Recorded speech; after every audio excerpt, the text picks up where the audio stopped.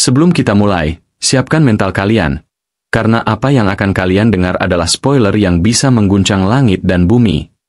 Ini dia kisah Tan Yun, sang pembalik takdir, sang Supreme yang bangkit dari kematian. Tapi ingat, kalau belum siap mental, lebih baik mundur sekarang.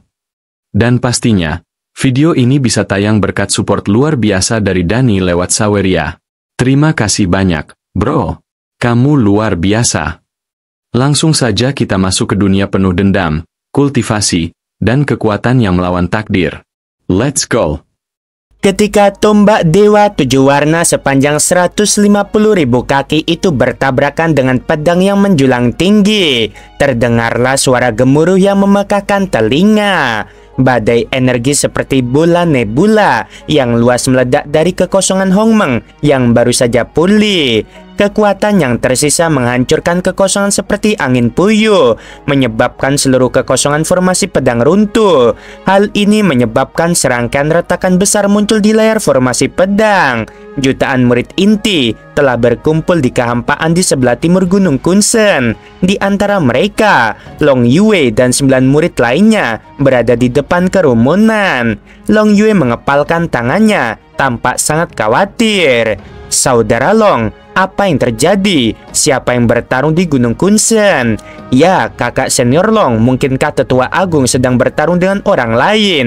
Ada gelombang pertanyaan dari orang banyak. Pada saat ini, seorang pria berusia 80 tahun berjalan di udara. Pria ini adalah tetua keempat dari sekte dalam, yaitu Zhang Yan. Murid memberi salam kepada tetua keempat. Jutaan murid yang datang tiada henti, semuanya memberi hormat kepada tetua keempat. Zhang Yan menanggapi dan bertanya, Long Yue, apa yang terjadi? Long Yue tahu bahwa di antara semua anggota tingkat tinggi di sekte dalam, hanya Zhang Yan dan Cheng Kun yang dekat, jadi dia berkata dengan cemas, tetua keempat, tolong bantu guruku. Dia Ken Hansing menggelapkan uang dan melanggar aturan sekte. Guruku mengeksekusinya secara hukum, tetapi tetua ketiga ingin membalas dendam pada guruku. Murid khawatir kalau guru tidak sebanding dengan tetua ketiga. Mendengarkan hal ini, Zhang Yan berkata dengan cemas, tetua ketiga benar-benar bertindak terlalu jauh. Jangan panik, aku akan segera pergi membantu gurumu. Tepat saat Zhang Yan hendak memasuki formasi pedang pembunuh Dewa Hongmeng, dia teringat kata-kata Tan Yun dalam benaknya. Saudara Zhang, jangan khawatir, aku akan baik-baik saja.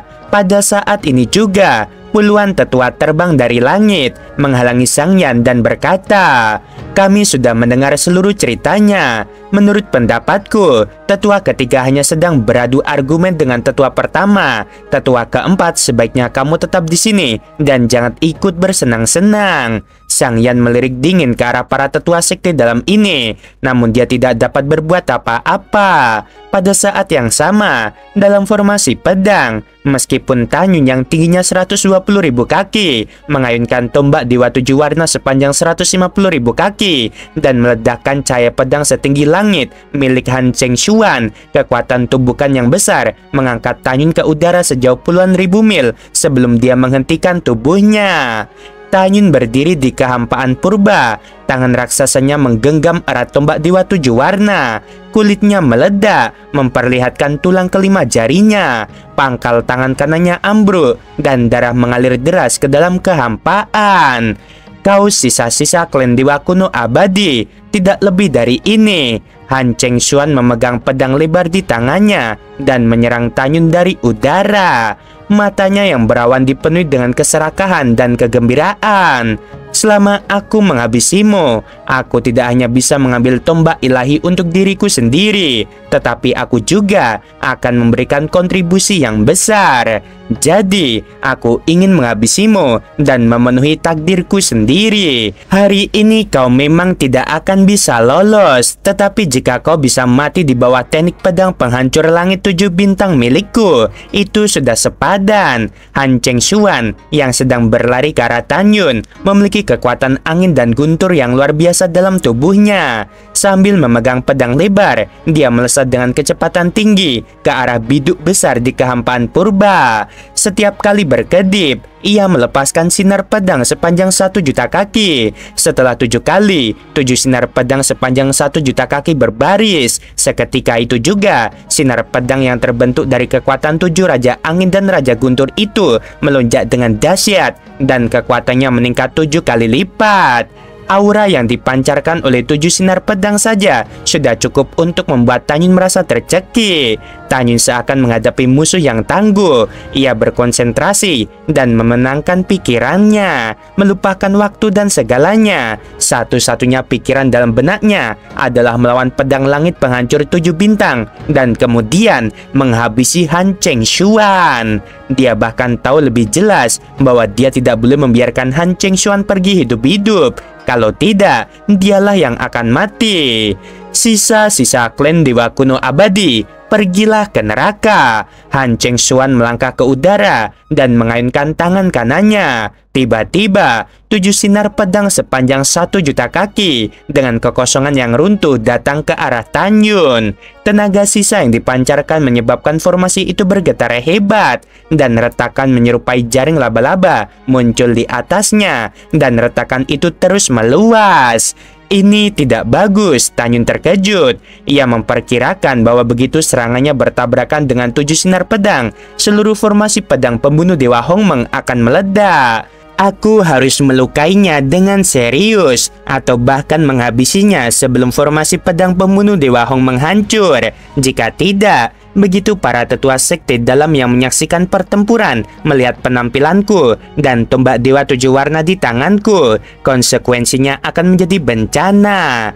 Setelah mengambil keputusan, Tan Yun memutuskan untuk melawan Han Cheng Xuan. Pertama-tama, ia menggunakan kekuatan sihir terbesar kedua dari tombak abadi, dan terakhir menggunakan kekuatan sihir pamungkas yang paling kuat. Saat formasi pedang itu hancur, ia akan menghabisinya dengan cara apapun.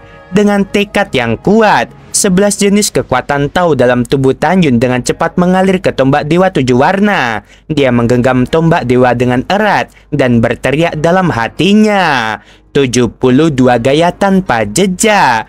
Ada 3 kekuatan magis dalam teknik tombak abadi, yang terlemah di antaranya 36 tombak baru saja digunakan sebelumnya. Sedangkan jurus tombak 108 jiwa tak berwujud yang paling kuat juga pernah digunakan oleh Tan Yun saat mengalahkan Cheng Kun di Lautan Iblis. Hanya 72 jurus pembunuh tak berjejak yang belum digunakan. Alasan mengapa Tan Yun memilih melakukan 72 gerakan alih-alih 108 gerakan sangat sederhana.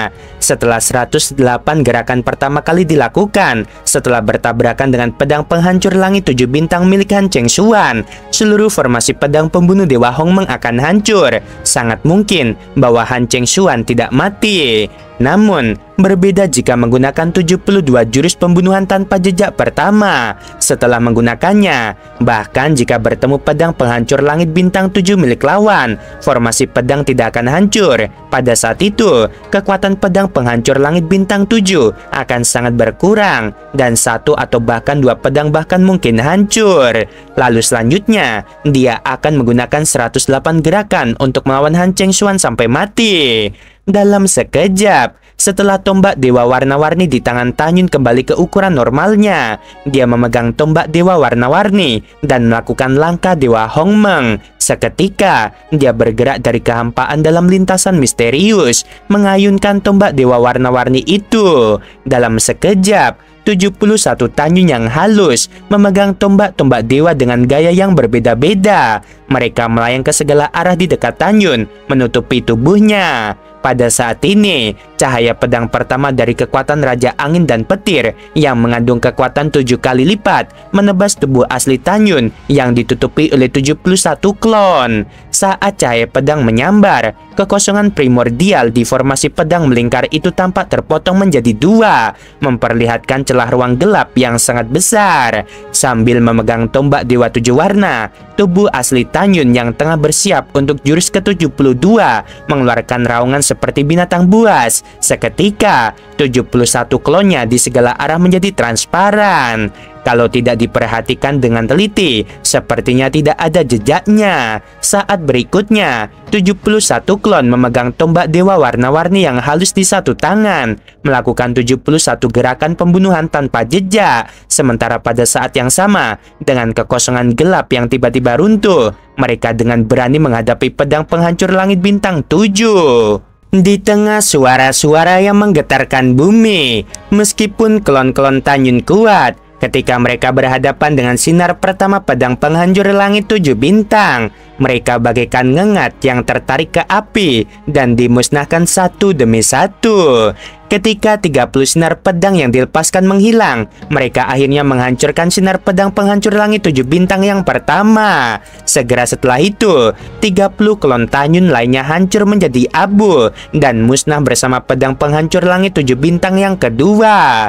Pedang penghancur langit 7 bintang ketiga dengan aura yang menakutkan mengalahkan 11 klon Tanyun yang tersisa dengan kekuatan yang tak terhentikan, lalu melayang ke langit dan menebas tubuh Tanyun yang asli. Tanyun memegang tombak dewa 7 warna di tangannya dan tiba-tiba menusukkannya dari kehampaan. Seketika, cahaya tombak 7 warna sepanjang 1 juta kaki menembus kehampaan dan bertabrakan dengan keras dengan cahaya pedang penghancur langit bintang 7 yang ketiga.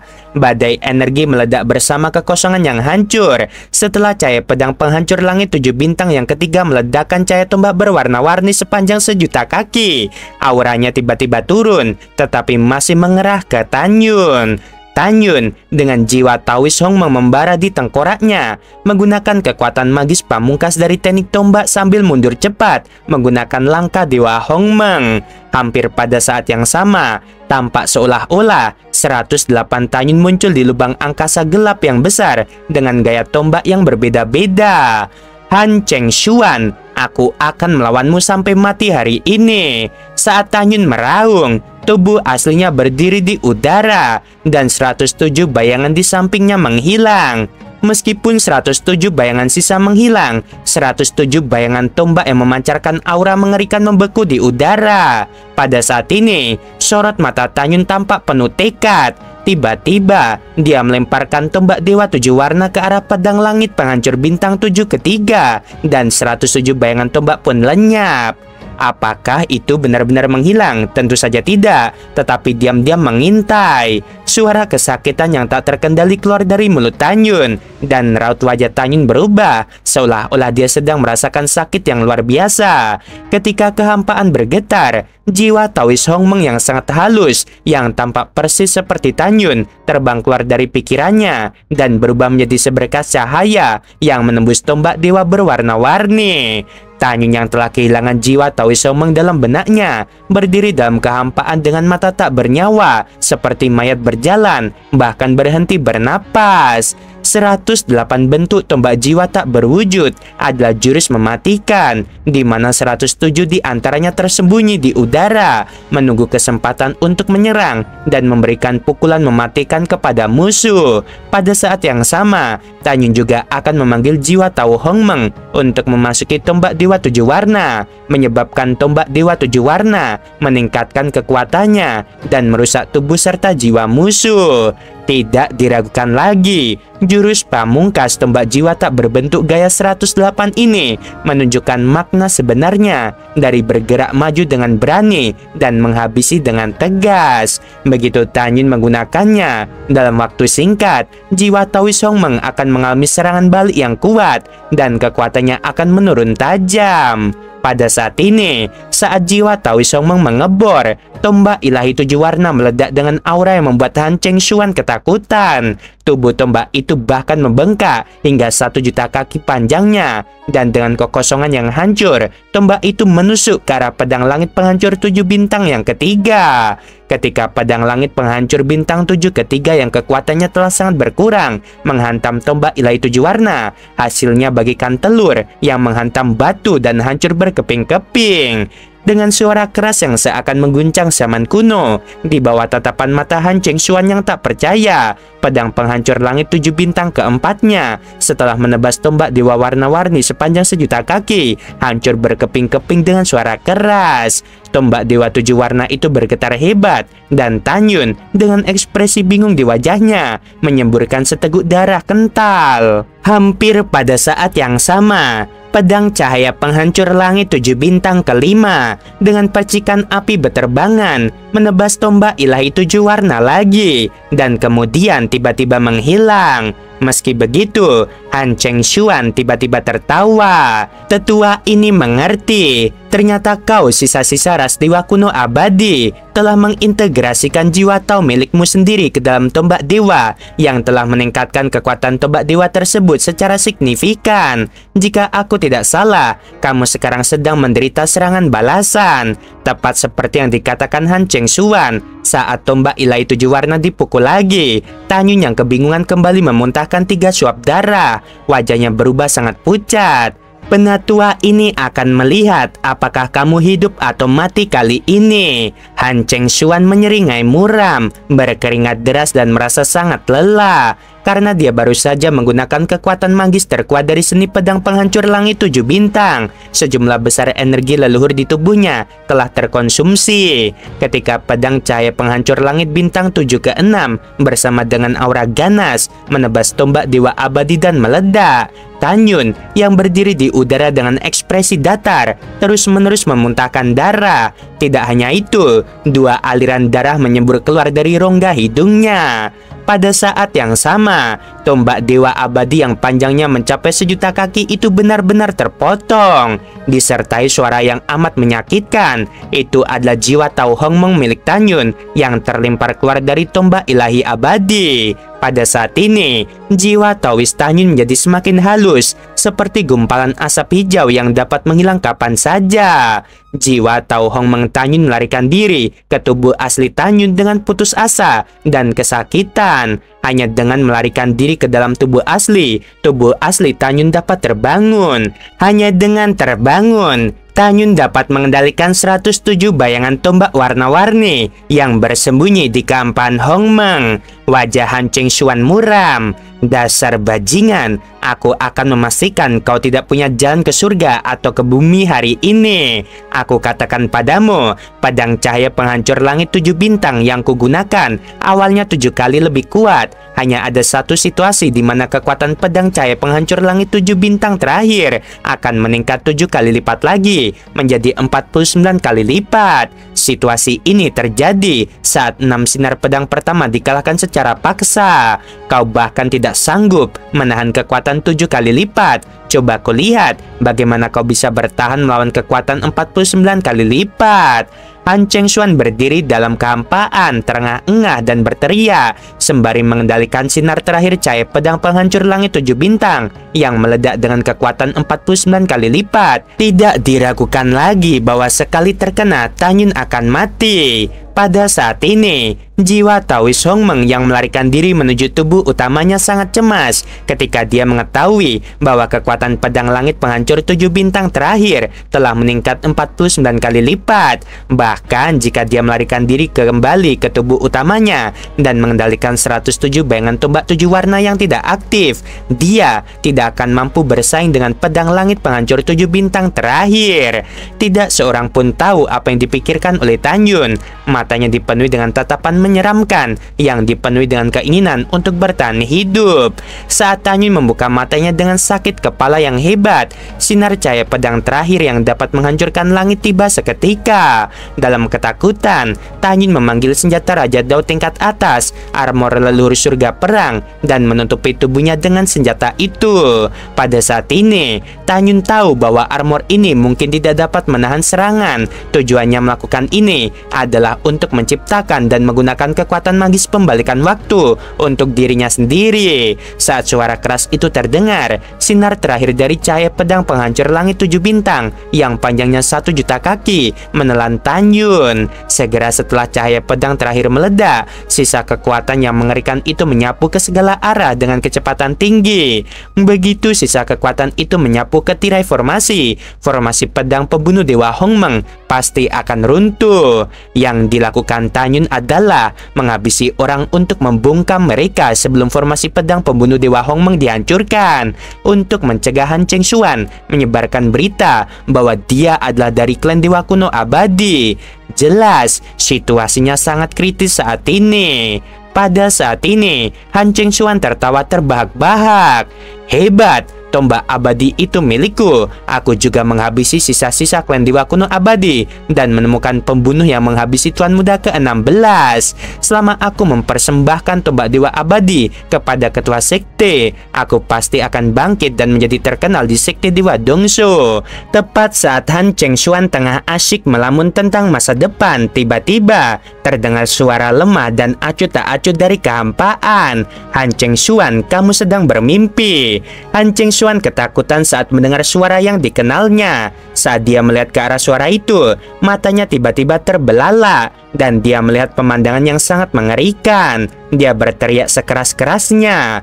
Mungkinkah ini pembalikan waktu yang hanya bisa dilakukan oleh klan Dewa Kuno Abadi dengan darah yang paling ortodoks? Pada saat ini, di mata Han Chengxuan yang ketakutan, dia melihat kabut darah di sekitarnya mengalir mundur dengan cepat, seolah diputar secara terbalik dan berubah menjadi Tanyun dengan darah mengucur dari ketujuh lubangnya. Pada saat ini, Tanyun tidak menggunakan sumber cahaya karena dia tahu bahwa sekali dia menggunakannya, dia tidak akan bisa menggunakan lagi di tahun berikutnya. Tanyun yang menderita serangan balasan dari jiwa Taois Hongmeng memiliki mata merah yang bersinar dengan cahaya haus darah dan meraung ke langit. Seketika, dalam formasi pedang yang telah berubah menjadi lubang gelap gulita di angkasa, 107 bayangan tombak warna-warni yang tadinya tidak aktif tiba-tiba muncul bagaikan guntur dewa warna-warni yang jatuh dari langit, melintasi angkasa gelap dan turun ke arah Han Chengxuan. Han Chengxuan membelalakan matanya dan pupil matanya yang keruh memperlihatkan ekspresi rumit sebelum kematian. Di matanya ada ketakutan, keengganan, keputusasaan, dan keterikatan terhadap dunia. Dia tidak pernah membayangkan bahwa Tanyun bukan hanya Dewa Kuno Abadi, tetapi juga orang dengan garis keturunan paling murni di antara para Dewa Kuno Abadi. Dia bahkan dapat melakukan kekuatan magis yang menentang surga seperti membalikan waktu. Aku tidak mau menerima ini. Tetua ini tidak mau menerimanya. Jelas akulah yang menghabisinya. Semua ini salah dunia terkutuk ini. Mengapa dunia ini melahirkan ras dewa seperti Dewa Kuno Abadi yang menentang surga? Raungan Han Chengxuan sebelum kematiannya tiba-tiba terputus, dan di bawah bayangan-bayangan 107 tombak berwarna-warni, tubuhnya hancur total dan jiwanya pun musnah sepenuhnya. Pada saat ini, sisa kekuatan pedang penghancur langit 7 bintang yang terakhir akhirnya menyapu ke tepi seluruh formasi pedang. Saat kekosongan berguncang hebat, seluruh formasi pedang pembunuh Dewa Hongmeng mengembang dan kemudian hancur dalam proses pemuaian. Pada saat ini, Tanyun yang gemetar segera menyimpan tombak ilahi 7 warna dan 11 pedang ilahi Hongmeng dalam pikirannya dan mengeluarkan senjata Raja Dao tingkat atas milik Cheng Kun. Lihat, formasi pedangnya rusak. Ya, katakan padaku, siapa yang menang, tetua agung atau tetua ketiga? Tentu saja tetua ketiga sudah pasti menang. Di kejauhan di atas Gunung Kunsen, ratusan juta pengikut sekte dalam telah berkumpul, berdiskusi dengan suara pelan. Tiba-tiba, Long Yue, orang terkuat di sekte dalam, berteriak dengan penuh semangat. Seketika, puluhan miliar pengikut sekte dalam terdiam, dan udara dipenuhi suara orang-orang menarik napas karena terkejut. Bukan hanya para pengikut sekte dalam saja, tetapi juga semua tetua dan diaken sekte dalam yang hadir semuanya seperti ini. Ada ketidakpercayaan di mata semua orang, di depan mata semua orang. Di puncak Gunung Kunsen, mereka melihat Tanyun, wajahnya berlumuran darah, dan darah mengalir dari ketujuh lubang, memegang tombak ajaib dan terhuyung-huyung. Tanyun menarik napas dalam-dalam dan memandang dari jauh ke arah ratusan juta murid dan ratusan pemimpin sekte dalam yang telah tiba. Suaranya yang lemah mengandung aura yang sangat mendominasi. Dengarkan semuanya. Diaken Han Xing dan pamannya Han Cheng Xuan bersekongkol satu sama lain dan ingin mengambil sumber daya kultivasi sekte ilahi Dongso untuk mereka sendiri. Aku mengeksekusi Diaken Han sesuai dengan aturan sekte. Tetapi Han Cheng Xuan khawatir aku akan memberitahu ketua sekte bahwa dia telah mengambil kekayaan sekte untuk dirinya sendiri. Jadi dia ingin menghabisiku malam ini. Ini adalah gambar kenangan saat dia mencoba menghabisiku. Tunjukkan dengan jelas kepada tetua agung ini. Tanyun menahan sakit kepala yang luar biasa dan melambaikan tangan kanannya untuk memadatkan gambar ingatan itu. Semua orang melihat setiap kata yang diucapkan Han Cheng Xuan melalui gambar ingatan. Dan tiba-tiba semua murid merasa bahwa tetua ketiga pantas mati. Sebagian besar anggota tingkat tinggi sekte dalam memperlihatkan ekspresi ketakutan di wajah mereka. Beberapa mengelak dan jelas bahwa mereka menyembunyikan sesuatu. Penatua Agung Perkasa. Entah murid mana yang berteriak. Tiba-tiba ratusan juta murid di dalam berteriak bagai air pasang. Penatua Agung Perkasa.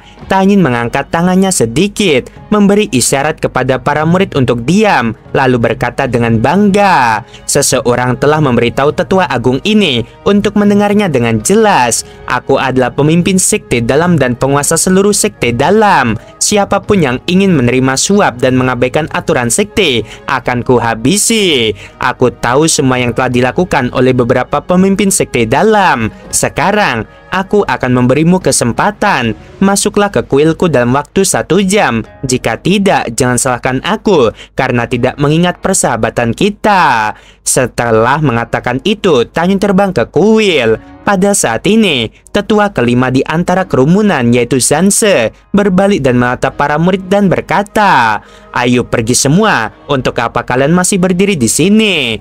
Setelah ratusan juta murid menanggapi, mereka menghilang tanpa jejak dalam waktu singkat. Hanya menyisakan 560 penatua dan Diaken termasuk penatua kelima. Di antara 560 orang ini, kecuali tetua keempat, yang lainnya semuanya adalah antek tetua ketiga. Tetua keempat mendengus dingin ke arah para pemimpin senior dan menghilang ke dalam kegelapan malam. Penatua kelima, apa yang harus kita lakukan sekarang? Seorang Diaken berkata dengan gemetar. Aku menduga bahwa penatua pertama bukanlah seorang pengecut sebelumnya, tetapi bersikap sabar sampai hari ini. Jadi dia menghabisi penatua ketiga dalam satu gerakan. Dan tetua agung pasti tahu apa yang terjadi pada kita. Jika kita memberitahu ketua sekte, apakah kita masih punya kesempatan untuk bertahan hidup? Kata-kata Diaken itu membuat lebih dari 500 eksekutif senior yang hadir merasa ketakutan. Tetua kelima, tolong buat keputusan. Zanse menarik napas dalam-dalam, melambaikan tangannya untuk memberi isyarat kepada semua orang agar diam dan berkata, "Sekarang kita tidak punya pilihan selain berdoa agar tetua agung bermurah hati dan mengampuni kita. Ayo kita pergi menemui tetua agung untuk meminta maaf." Hasilnya, semua pemimpin senior mengangguk setuju dan mengikuti tetua kelima untuk terbang menuju Gunung Kunsen. Perubahan sikap para eksekutif senior terhadap Cheng Kun tidak diragukan lagi, merupakan sebuah perbedaan besar. Sebelumnya, mereka mendapat dukungan dari tetua ketiga dan sama sekali tidak menganggap serius tetua pertama. Tetapi mulai sekarang, mereka tidak akan pernah berani melakukannya lagi. Sesaat kemudian, di bawah pimpinan Zanse, semua pejabat tinggi terbang ke puncak Gunung Kunsen, membungkuk ke arah kuil Kunsen dan berkata serempak, "Tetua Agung, kami di sini untuk meminta maaf." Tak lama kemudian, suara tenang Tanyun terdengar dari aula. "Tunggulah di luar sebentar sampai tetua agung ini pulih dari luka-luka." Di dalam kuil Kun, Tanyun berpegangan pada kursi agar tidak terjatuh. Dengan gemetar, ia memanggil menara ruang waktu dan memasukinya. Mengabaikan permohonan Cheng Kun dan Fang Yuan di lantai pertama menara dewa ruang waktu, Tanyun berjalan ke lantai 2 dengan susah payah, memasuki ruang pelatihan. Di dunia luar, 1 jam kemudian malam telah menunjukkan tanda-tanda memudar, dan Tanyun melangkah keluar dari menara ruang waktu dengan senyuman secerah angin musim semi. Setelah Tanyun memasukkan menara waktu dan ruang ke dalam lengan bajunya, dia muncul di lobi di lantai pertama kuil Kun. Dalam sekejap, pintu kuil terbuka dengan suara ledakan. Masuklah, kata Tanyun ringan setelah duduk. Baik Tetua Agung. Sanse memimpin lebih dari 500 orang ke aula dan berdiri dengan hormat di depan Tanyun. Aku, Tetua Agung, tidak akan menyanyiakan kata-kataku padamu. Meskipun apa yang telah kamu dan Tetua ketiga lakukan selama bertahun-tahun bukanlah kejahatan yang dapat dihukum mati. Begitu Master Sekte mengetahuinya, setidaknya kultivasimu akan dihapuskan dan kamu akan dikeluarkan dari Sekte Dewa Dongso. Lebih dari 500 orang berlutut, dahi mereka dipenuhi butiran keringat dan tubuh mereka basah oleh keringat dingin. Penatua Agung, kami buta dan mengikuti tim yang salah sebelumnya. Tolong jangan beritahu Master Sekte tentang ini. Ya, Tetua Agung, aku mohon padamu. Aku punya orang tua dan anak-anak yang harus kuurus. Jika kultivasiku dihapuskan dan aku dikeluarkan dari Sekte Dewa Dongso, mantan musuhku akan mencabik-cabikku. Tetua Agung, mohon berbelas kasihan, kami mohon. Tidak peduli apakah para penatua dan Tiaken berpura-pura atau tidak, saat ini mereka menangis dan ketakutan. Kalian menempatkan tetua ini dalam posisi yang sulit. Tanyun berpura-pura. Berpikirlah, jika aku melindungimu dan ketua sekte mengetahuinya nanti, apakah aku masih bisa bertahan? Ketika para pemimpin senior terdiam dan tidak tahu bagaimana harus menjawab, Tetua kelima Sanse berkata, Tetua Agung, aku tahu bahwa kamu selalu kekurangan batu leluhur kelas atas. Jadi kamu sering pergi ke Laut Iblis bersama tetua kedua untuk berburu binatang buas. Bagaimana kalau begini? Masing-masing dari kita mengeluarkan batu leluhur bermutu tinggi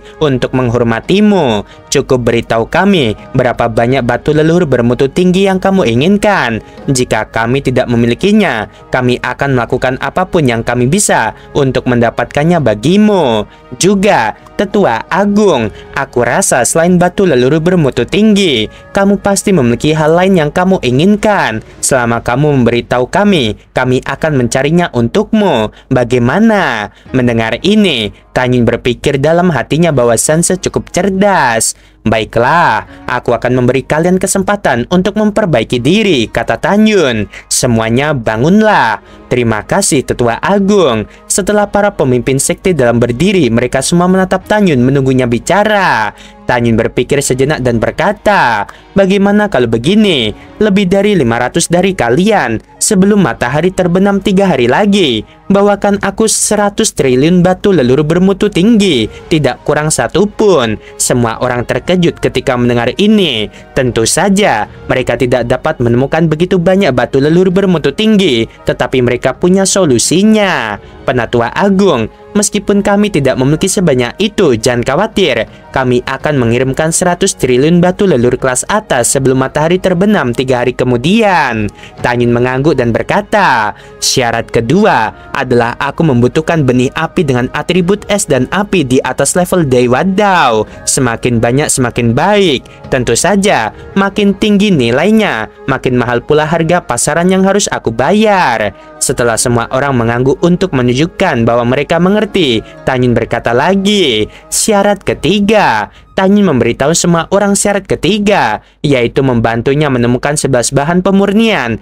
Tanyun tentu saja ingin menggunakan bahan pemurnian ini untuk menempa kembali pedang pembunuh Dewa Hongmeng dan 11 pedang Dewa Hongmeng lainnya. Setelah semua orang mencatat, Tanyun berkata tanpa ragu, syarat keempat adalah membantuku menemukan setetes cairan leluhur pemanggil jiwa. Ingat baik-baik, aku tidak peduli cara apa yang kau gunakan untuk memenuhi keempat syarat ini. Kalau tidak, kau akan menanggung akibatnya. Lebih dari 500 pemimpin sekte dalam berkata serempak, kami mengerti.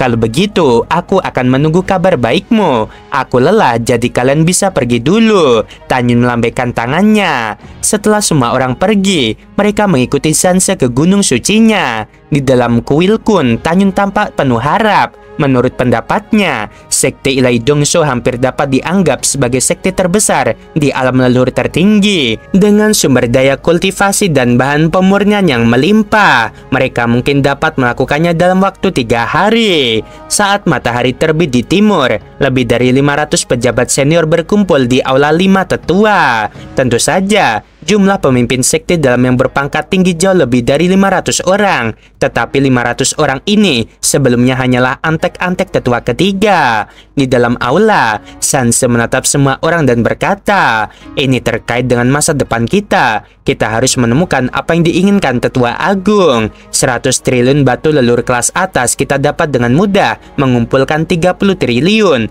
Jika tidak cukup, kita dapat meminjam dari pemimpin sekte dalam lainnya atau meminta para murid untuk mengumpulkannya. Kedua, Tetua Agung menginginkan api dengan atribut es dan api. Api yang kita miliki di tangan kita dapat memuaskan Tetua Agung. Ketiga, jika sekte dalam tidak memiliki bahan pemurnian yang diinginkan oleh Tetua Agung, kita dapat menggunakan koneksi kita di sekte Ilai Dongso untuk menemukan cara mendapatkannya. Ini bukan masalah besar. Pertanyaan besarnya adalah bagaimana menemukan setetes cairan pemanggilan jiwa. Ini sangat langka. Seorang diaken berkata dengan cemas. Penatua kelima, aku rasa kita tidak dapat menemukan cairan pemanggil jiwa. Jika kita tidak dapat menemukannya, bukankah semua usaha kita akan sia-sia?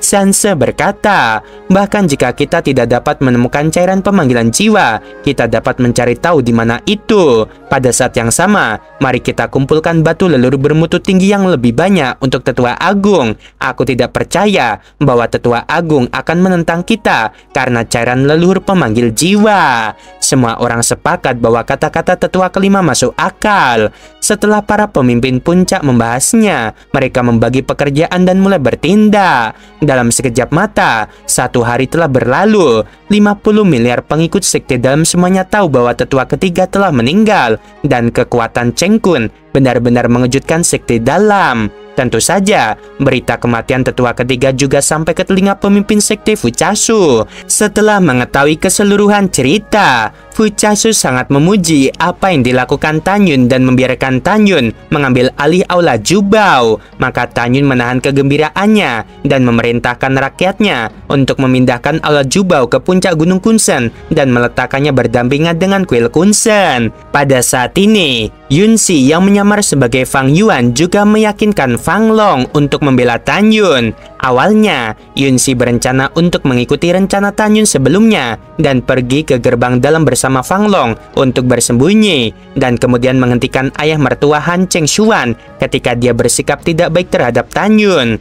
Namun, ketika dia mengetahui bahwa Tanyun tidak hanya menghabisi Han Cheng Xuan, tetapi juga dihargai oleh sekte dan diperintahkan untuk mengambil alih balai harta karun, dia tahu bahwa tetua penegak hukum sekte elit tidak akan berani bertindak gegabah. Setelah kejadian ini, sikap Fang Long terhadap Cheng Kun benar-benar berbeda dari sebelumnya. Dia berinisiatif mengajak Yunxi untuk mencari tetua penegak hukum dari sekte elit dan memperingatkannya untuk tidak menargetkan Cheng Kun di rumah pemimpin sekte. Tuan, sesuatu buruk telah terjadi. Teriakan ketakutan dan tua menembus langit malam. Itu adalah ketetua yang bertugas menjaga kuil kehidupan yang bernama Xiang Yu yang terbang keluar istana Wending dengan tergesa-gesa. Masuklah, Fuchasu berkata dengan tidak senang di aula, berpikir bahwa pembunuh putranya yang ke-16 belum ditemukan. Oke guys, ini total berarti sudah 33 episode, kurang 7 episode lagi. Semangat!